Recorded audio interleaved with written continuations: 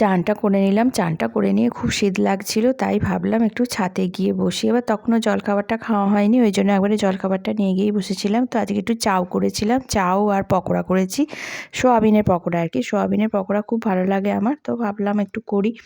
আর এত ঠান্ডা দেখো, গিয়ে বসলাম আর আকাশটা মেঘলা করে এলো, একদম ভাল লাগছে না। আর বাবা তার মধ্যে আবার ফুরফুর করে হাওয়া দিচ্ছে গো, ওরে বাপরে, আজকে খুব ঠান্ডা পড়বে, কি হাড় কাঁপানি ঠান্ডা, বাবা রক্ষে করি।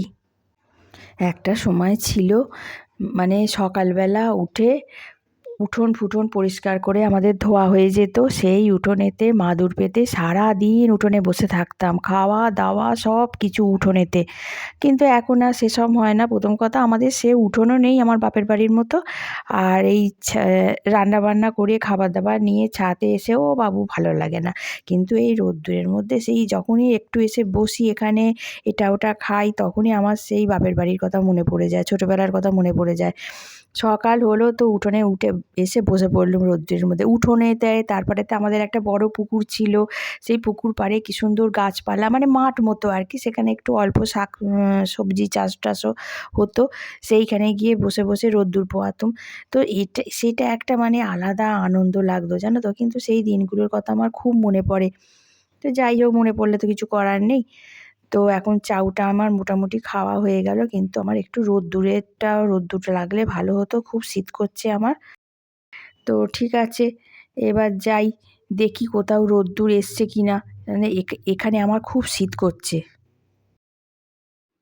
যাই হোক, এখানে একটু রোদ্দুর এসছে, বাবা রোদ্দুরের দিকে একটু ঘুরে বসলাম। একটু রোদ্দুর না লাগলে যেন ভালো লাগছে না। ওই চান করেছি, তো চান করলে এত কাঁপ ধরে না, কি বলবো। হ্যাঁ, আর এমন আমার অনেকে আছে একদিন ছাড়া ছাড়া চান করে, কিন্তু আমি একদম করতে পারি না, সহ্য করতে পারি না। এদিকে শীতে কেঁপে কেঁপেও মরে যাব, আবার চানও আমাকে করতে হবে। চান না করে আমি একদম থাকতে পারি না, মানে এত শীত করে এক একদিন, ভাবি মনে, দূর চান করব না, দূর চান করব না। কিন্তু ঠিক 11টা 11:30 বাজবে, যেন সেই মানে ভেতরে এমন এমন দূর, মাথায় না একটু না জল দিলে মানে মুটে সহ্য করতে পারি না। তো যে কারণে না চান করলেই আর তেড়ে কাঁপ শুরু হবে। ঠিক আছে, চলো আর ভিডিওটা বড় করব না। আবার যদি কোনো দিন সময় পাই রোদ্দুরে বসে খাওয়া দাওয়া করবা, সেদিন আবার তোমাদের সঙ্গে গল্প করব। তো আজকের মতো এইটুকুই, তাহলে রাখি, টাটা। অবশ্যই কিন্তু বলবে তোমাদের আমার এই ভিডিওটা কীরকম লাগলো।